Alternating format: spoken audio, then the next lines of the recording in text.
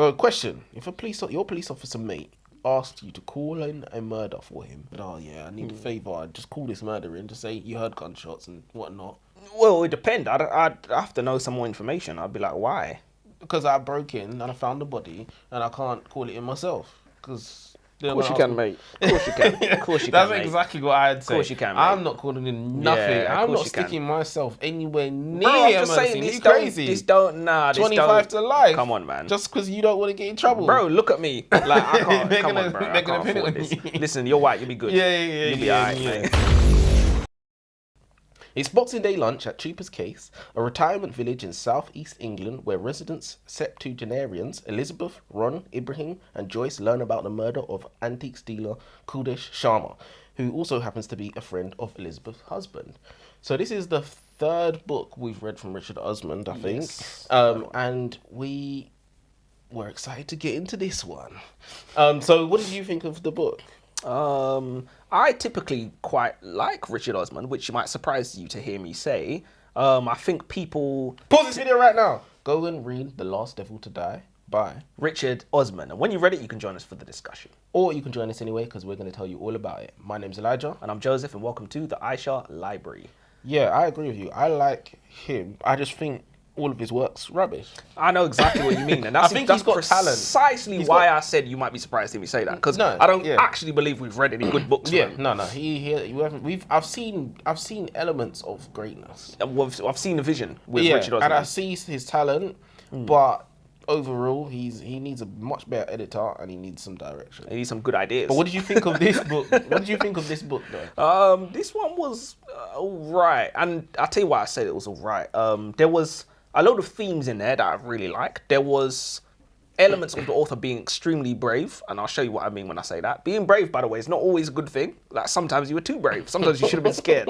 But there was times when he was very lack brave. of intelligence. Yeah, it's like lack of wisdom. You know, fear is wise. Yeah. But there was times when he was brave. There's times when he took on challenges. He's not always playing it safe, which again is pros and cons to not playing it safe. But I think you deserve credit when you attempted to. No, I read it. I'm pretty sure. No, it's all right. Some of the parts, the narrator was whispering. What was he? That pissed me off. This is actually why I don't like audiobooks. This is exactly why I don't like audiobooks. What's that about? Because people allow foolishness. There'll be just random foolishness in the book. Not to say that there's not foolishness in the paperback versions, intermezzo, but this book. There'll be random foolishness in audiobook, and you'll just be like, yeah. Do you know what I mean? All right, let's talking like I listened to let's it. Get into it, because I personally thought the book was I thought it was I might have been. I can't even say it was any better than the other ones. I might have been guilty of a thing that you do, where I'm just finding stuff in there to be appreciative about, just because it wasn't a great book. But I don't even think it was a great book. It was all right, but we had the same issues in this book that we had. I wouldn't read it again. I wouldn't read it again. So that lets you know. Was it easy to read? Would you say? I thought it was a pretty easy. Yeah, read, I agree with that. I've only got 3 points. I've got 4, so let me go first. Richard Osman books have been a bit hit and miss, or dare I say, a bit smash and swipe. We had The Man Who Died Twice, which I thought was funny and original in its own way. Yeah. And we had We Solve Murders, which the less said about that one, the better. Hopefully this time Richard Osman can put some points back on the board. Do we have a board? We should have like a league table. Who would be at the top of our league table? That's a great question. Me. Surely Frida. No? Surely Frida. Surely Frida. Well, in terms of how many books we've read from. Yeah. Just on volume, it would have to be Frida. But even in terms of like hits and misses, probably Frida would still come out ahead, you know. Probably. Well, most of us has been misses. Yeah, I guess it's back to volume then, isn't it? Yeah, it's back to volume. I didn't have a load of... I felt kind of weird going into reading this book because Richard Osman is like, as we said, we're still waiting for this guy to actually write something good. You know this one's not new, right? No, I know it's not new, but it's like... He's got a new one coming in September. Oh, we'll have to have a look at that then. If we're still alive. Make it 0 for 4. All right. Luca, Gath, Mitch, Samantha, Bob, Ibrahim, Joyce, Elizabeth, Caroline, Bogdan. This is not even half of the characters that were featured in this book. Forgot Patrice. We even had a fox that went by 30 different names. Yeah. This is the third Richard Osman book we've read. We are not strangers to Elizabeth and her gang, and still I struggled to grasp the multitude of names. Literally, the only character I cared for was Stephen, and that was before he was murdered. Yes, spoiler alert. Wow. As an author, wow. why would you have so many 2D characters? Isn't it best practice to have fewer that we can actually get to know? Yeah, but Coming from an author. yeah, 100%. I think, especially when there's a gang in your story, you've already got like 5 or Yeah. 6 big You characters don't right need there. any more So you than really that. need to have a cap on how many you have because this Exactly. is not Game of Thrones, you know. This is not like If a you're TV going to have show. loads of them, kill them off. Yeah, even that. don't And think it's that type of kill book, though. some of them off quickly Yeah, as well. yeah, Because yeah. if you got 5, you really need to get that down to 3. Yeah, exactly. I think it's a shame because I do believe Richard Osman is a good writer. He has creative ability, but no direction. I think his dialogue writing, the characters' conversations are very good. It feels effortless as I'm reading. I mean, for example, Stephen with his dementia, when he rapidly started losing grip on reality. Who are you again, old chap? Oh, are we friends? What say you? Full military honours? When the fox died, which I thought was, Yeah, I no, just he is like funny. the character. He is funny, yeah. So yeah, I did enjoy some parts of the book. Even remember when Connie was telling the story of somebody who jumped the line in prison. And so Connie was in prison and she said, oh, someone tried to jump in front of me in the queue. And then I think it was Ibrahim asked her, what was her name? He said, oh, I think the paramedics called her Stacy. Oh, I do remember that. Yeah, I do remember that. It's just excellent writing. Yeah. Say, oh, the paramedics called her Stacy. That tells so much, Exactly. Tell her that. It says we got cracking. cracking. They got cracking. We got cracking 100%. Yeah. Which so, is, as I said, this is what Richard Osman does. He's very good with the conversational dialogue. 100%.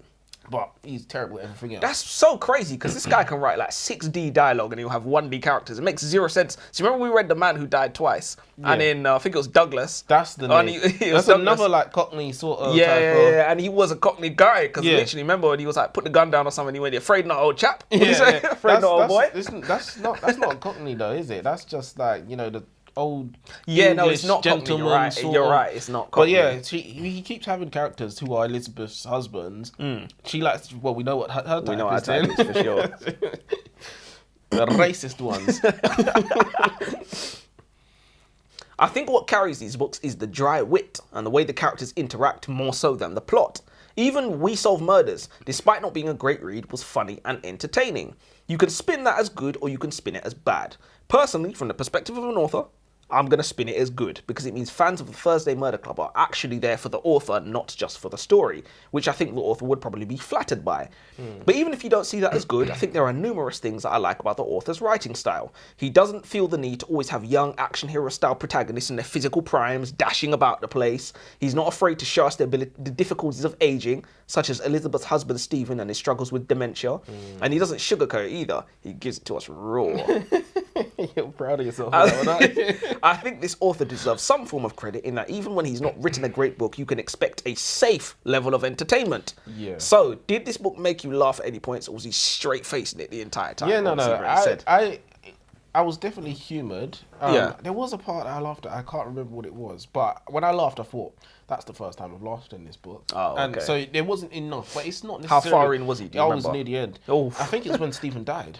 Jesus. No, definitely. It's the worst part to laugh at. No, so yeah, that is a good point. When you're reading a Richard Osman book, you know you're not going to hate it, and it's gonna be somewhat of an easy read. Yeah. Bro, Bro, that's like 60% there. That's Yeah, 60% of the exactly. way there. You see what I'm saying? Right there, man. Because you've got all these authors trying all this stuff. Yeah. And you're going to hate it and it's long. But that's a good point. He's written a story about pensioner protagonists, who are fighting crime. 100%. Not everyone's brave enough to do that, Some people, it sounds like a crap idea when you think about it. But because he's got this weapon in his arsenal, because he can write such entertaining dialogue, you even forget that they wear nappies. You forget that they're old. You forget what they look like. Exactly. Yeah, that's true.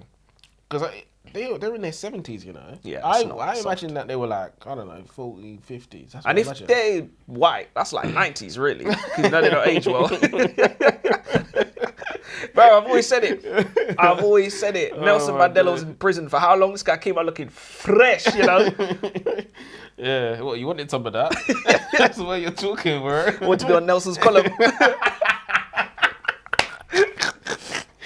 Oh, no. Oh. This book is supposed to be a murder mystery, but it seems to be a side plot. Other things seem to be getting much more screen time, if not more. Stephen's dementia and the euthanasia, indoctrination, seem to be taking centre stage, followed by the romance scam plot. I also didn't understand how Elizabeth and her gang, who are a group of pensioners, seem to be able to organise sit-downs with high-ranking criminals. But what I did find interesting was the witty verbal jousting between the police force and the gang. At times, they were literally questioning the chief of police. Yeah, the gang have a weirdly close relationship with the police. It's almost like the police pretend to find them annoying, but when it suits them, they will call the gang for their help. There was a scene where a police officer broke the law and broke into a house where he found a dead man and then phoned Joyce to come in and call it in because he wouldn't be able to explain how he found the body. Right? Because he broke the law. So, question, if your police officer mate asked you to call in a murder for him, would you? Let's say Rob said, "Oh yeah, I need a favour. I'd just call this murderer in to say you heard gunshots and whatnot." Nah, I wouldn't do it. I wouldn't. Well, it depends. I'd have to know some more information. I'd be like, why? Because I broke in and I found the body and I can't call it in myself. Because of course you can, mate. Of course you can. Of course you can, That's exactly what I'd say. Of course you can, mate. I'm not calling in nothing. Yeah, I'm not sticking myself anywhere near Bro, I'm a just murder saying, scene. this You don't, crazy. this don't, nah, this 25 don't. to life. Come on, man. Just because you don't want to get in trouble. Bro, look at me. Like, I can't, They're come gonna- on, bro. they're I gonna can't pin it afford on this. you. Listen, you're white, you'll be good. Yeah, You'll be alright, mate. Let's get a new job. I told you about this police thing anyway, bro. I told you about this. Don't want to do it, mate. I think your first problem was having police friends. Legit. You gotta have someone on the inside, man. Oh, shit. Gay. Why does Richard Osman love to have so many characters in his books?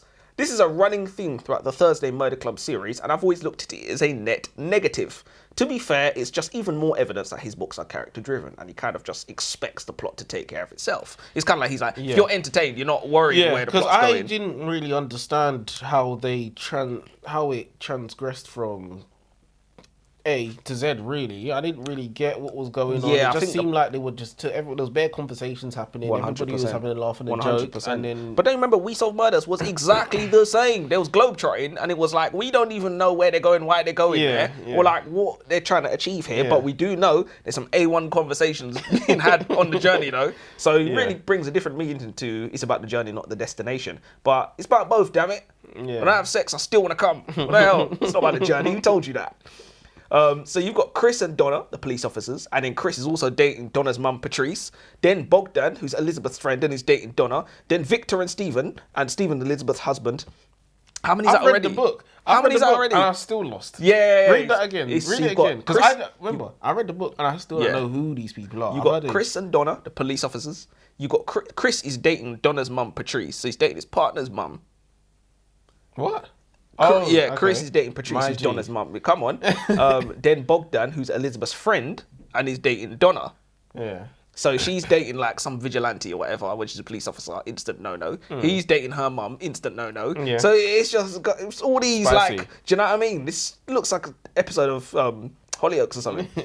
I can only speak for myself, but for me personally, if you're writing a story about a gang of mystery solvers, you don't need even more characters on top of that. We're talking a gang, 3 or 4 members, 1 police officer, max. Max. Yeah. You don't need like 2 partners, police officer, 1. When you can physically, hold on. Yeah, this isn't Game of Thrones. That kind of thing only works on television. When you can physically see your characters, it's a lot easier to give a shit about the ones who aren't main characters. Yeah. In book format, however, I barely even care about the main characters. Yeah. So having so many is senseless traffic. And I use that word traffic for a very specific reason. Being stuck in traffic is an almost universally disliked experience. Yeah. So it just feels like you're in I don't traffic, to be honest. understand why. Don't you just want to grab him and shake him? Like, what the hell is wrong with you? Yeah, like, he's just cut blundering. down the characters. What are you doing? Why does he think this is a good idea? I have a solution for him. I think this is genius, but I'm going to get onto it right at the end of my notes because it's important then. But I have a solution for him. And so this you're is, not going to tell us now? Yeah, of course not. I'm going to make you wait for it. Alright, cool. But this is a genius solution for him. It will love the absolutely chase. work.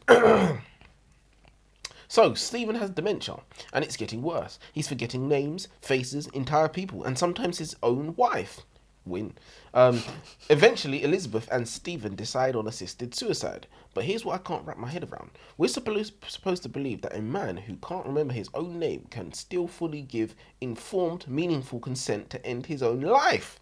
Really? Yeah. That's a good Richard point. Osman clearly wrote this part to be tender, intimate even. But to me, it didn't feel like love. It felt like convenience. Like Elizabeth was putting down a suffering animal because it was easier than watching it fade. Yeah.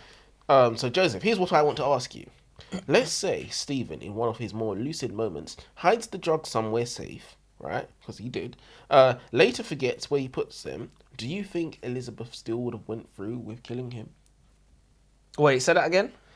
If Stephen, in one of his more lucid moments, hides the drugs somewhere safe, then later forgets where he puts them. So imagine Oh, they're right. like, where's Yeah, the yeah, drugs? yeah, I yeah. can't remember where I put them. Yeah. Do you think Elizabeth would have still gone through with killing him? She couldn't afford to. She wouldn't be able to afford to. Well, I don't think she would. The point I'm trying to make is that it seems like because Stephen is no longer useful to anybody, Yeah. that it's now okay to end his life. If he was really about honoring his wishes, then she should still go ahead with ending his life, even if without the drugs. Yeah, when it's not of greatest benefit to Yeah. her, obviously, from a practical standpoint. Which is a good point, to be fair, because I feel like the author just like, oh, this is a beautiful way to tie up his story, sort of thing. I feel like that's how the author threw it in there. And I still give the author credit for like trying to tackle something like that. Doesn't mean his execution was absolutely on point, as we've just proved, but that is a very good question, to be honest. Lastly, do you think what Elizabeth did was above board? Did she do something bad? Yeah, I think she did something bad, for sure. I don't agree with assisted suicide. Not going to say there aren't situations where I would kind of see why people would want to do it. Why people would want to. Huh? You're covering your behind. You have to, man. You have to. Can't leave your body exposed, bro. That's tactics 101. Watch your six. There are some situations. Yeah, because I know, you know what it is? I know people just keyboard straight away, just start talking, what about if? I'm just like, bro, you know I was not speaking across the board, obviously, so let me just say it. Yeah, but when you are outlawing something or allowing something, you're doing it across the board. Well, you're doing it across the board, but you're doing it for the majority, not necessarily a totality. So you're doing it for the majority, and you accept that 1%, 2%, 5%, 15% are going to suffer. And that's just it. You know, because if you don't do it, 75, 80, 85 are going to suffer. So that's just why you're doing it. You kind of have to just say, well, screw you guys, are going to suffer, is what it is. But I kind of get why people would want to do it, and if the human race is small enough that we could do it by a case-by-case basis, you know, plead your case to Wise King Solomon or whatever it is, then you could probably do that. But 8 billion humans, obviously you can't do that on a case-by-case basis. Yeah, of course. And like you said, like these people that are saying, yes, I want you to kill me because I'm living in, like, you don't even know your own name, mate. Yeah. You literally do not know But your isn't own that name. a reason why to do it? No, it's not. It's not. It's a reason why they might want to die. And if With they, some dignity. if they, let's say they died in their sleep, you may say, oh, they've been released. You know, God has released them from, which I don't think is a bad thing to say, because you're looking for the positive in a very bad situation. But it's like to take life into your own hands. Now we're crossing lines. You know, now it's like, this is. I don't know where this could go. I don't know. I just don't understand. I just believe if you think life is sacred, Yeah. then you shouldn't have the death penalty. But if you've got the death penalty, then you should be able to kill. The death penalty is something you wield when you want to. Pretty much the same as assisted suicide You would see be. what I'm saying? So that's where I. So do you think there should or shouldn't be the death penalty? Yeah. I think there should be. Oh, you think there should be? Well, this is a different discussion because so I would say we should kill the most heinous people because why spend money keeping them alive? It's a waste on taxpayers' money. But they say putting people to death is more expensive than the life. They're doing it food. wrong. Yeah, doing it I think the wrong. way that because they got to paperwork, they got to do some Oh, madness. and they got to pay loads of people to be working or whatever. Like, No. The amount of the court proceedings and all of that costs Fair enough. a lot of money. But that's all it could be, to be honest, because there's no way. Yeah. There's no way. That's expensive. But I was doing some reading, and they basically said the reason why it's outlawed assisted suicide is because very quickly it becomes obligation. You know, in the beginning it's the person's choice, but it becomes obligation. You know, Granny, who's perfectly, she's not okay, but you know, let's just say Granny needs medical attention, right? She's going to get pushed into the position where it's going to be her obligation to take assisted suicide so that the children can, I don't know, afford their mortgage or go to work or whatever.